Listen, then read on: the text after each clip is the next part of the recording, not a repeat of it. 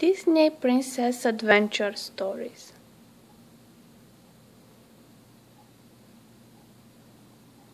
Aladdin Runaway Rajah.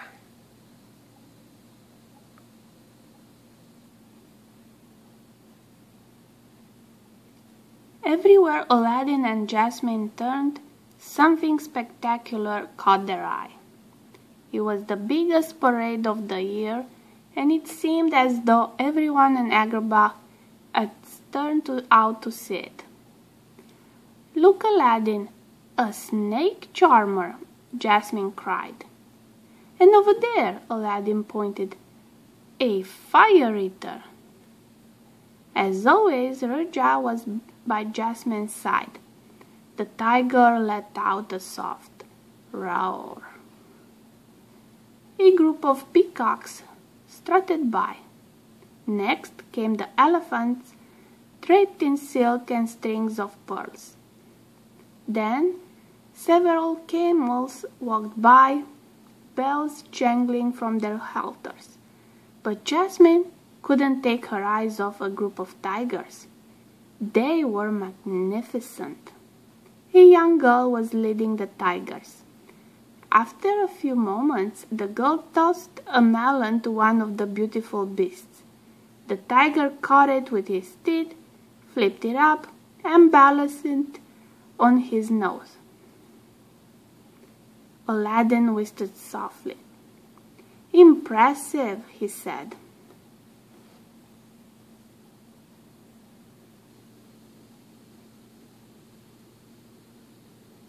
Jasmine smiled. "That's good, but you should see what Rajah can do." She stroked the tiger's fur. "Shall we show them?" Rajah gave a happy rumble. Jasmine brought some fruit from a nearby stall and put it in a bowl. She tossed a melon to Rajah. He flipped it up to his nose. Then Jasmine tossed him an apple and a fig. Rajah balanced both on top of the melon. Aladdin started to applaud, but Jasmine held up her hand. At Jasmine's signal, Rajah flung the fruit into the air.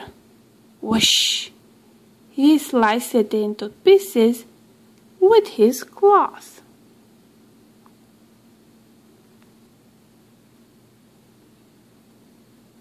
Jasmine caught the pieces in the bowl as they fell.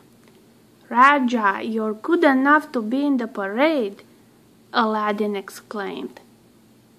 "Speaking of joining parades," Jasmine smiled. She pointed at Abu, who was eagerly watching a group of female monkeys to go past with their trainers. "It looks as if Abu wants to stay for a while longer." Aladdin laughed. "Okay," he said. "Abu, why don't you and Rajah walk along with the parade? Jasmine and I will take a stroll to the marketplace and meet you back at the palace."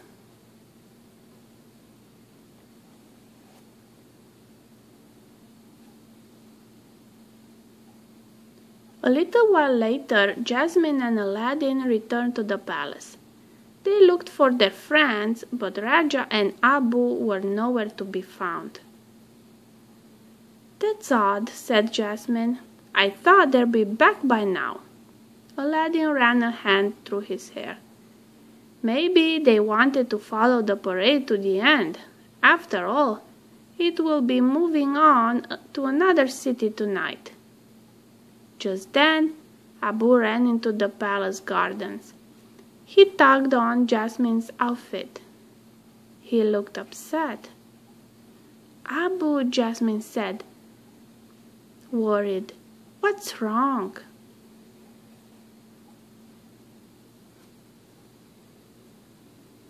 Abu leaped onto the rim of a nearby garden fountain. He acted out, strutting like a peacock, walking like an elephant, and dancing like a pretty girl. Something happened at the parade? Aladdin gasped. Abu nodded eagerly. Then he swished his tail like a tiger. Something happened to Rajah, Jasmine exclaimed. Abu found a bracelet and slipped it over his neck like a collar.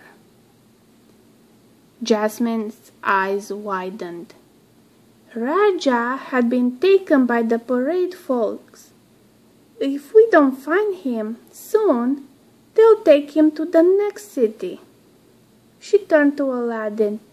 Quick, where is the magic carpet?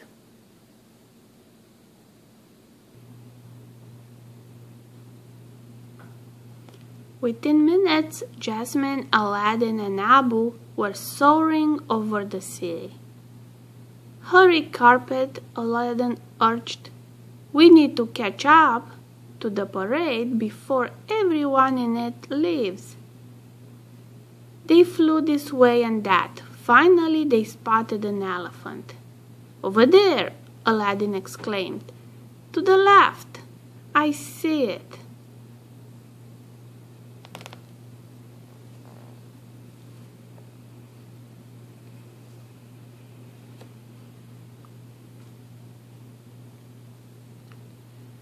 The magic carpet saluted with its tassel and turned sharply. Then the passengers were thrown off balance. Aladdin and Jasmine held on, but Abu tumbled off the edge. Just as he fell, Jasmine snatched him back. Gotcha, she cried. She pulled the little monkey to safety. I don't want to lose more friends today.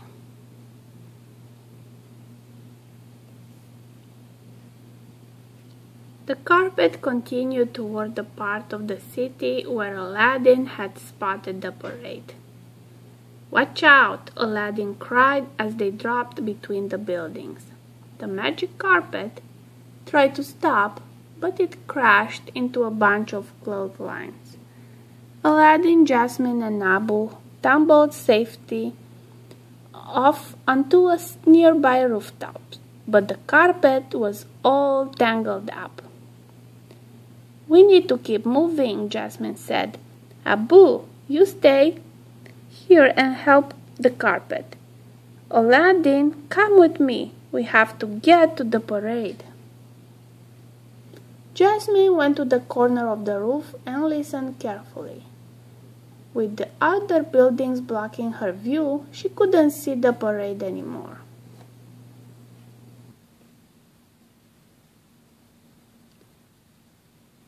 But she could still hear it. I think it's over there, she said, pointing. We'll make our own shortcut. She grabbed a long pole and quickly vaulted from one rooftop to the next. Each time she threw the pole back to Aladdin so he could follow.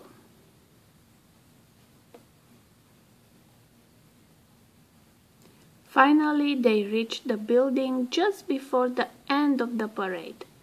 3 stories below, they could see the animals being loaded into carts, getting ready to move to the next city. Jasmine saw the peacocks, the elephants, and yes, the tigers. Oh no, Jasmine gasped when she spotted Rajah. They're putting the tigers into cages. We have to stop them. Aladdin nodded. But we're so high up. What's the quickest way to get down? The quickest way? Jasmine repeated with a gleam in her eyes. Do you trust me? Of course, Aladdin said. Then jump! Jasmine clasped his hand and they leaped from the rooftop. Together they crashed through 1, 2, 3 fabric awnings before bouncing off a 4th and landing in a pile of straw.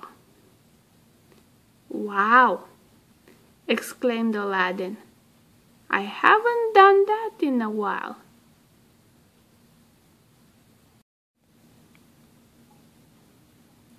Jasmine pulled Aladdin to his feet. "Come on, we're almost there." They dashed through the parade crowd. Jasmine ran past snake charmers and elephants, peacocks and fire eaters, straight to the tigers. Just as Rajah was being loaded into a cage, Jasmine ran up and threw her arms around him. "Rajah," she cried, "I was so worried about you." Rajah rumbled happily, grateful to be rescued. Jasmine quickly removed his collar. "Come on, let's go home." Just as she started to lead him away, a deep voice stopped her. "Where do you think you're taking my tiger?"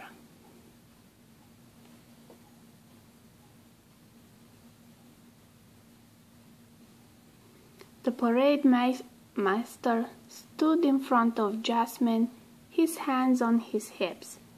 Jasmine straightened up. "There's been a mistake," she said. "I am Princess Jasmine, and this is my tiger." The parade master didn't believe her. "But he isn't wearing the royal collar," he pointed out. Jasmine knew she had to prove Rajah was hers. If not, she would lose him forever. Then she had an idea.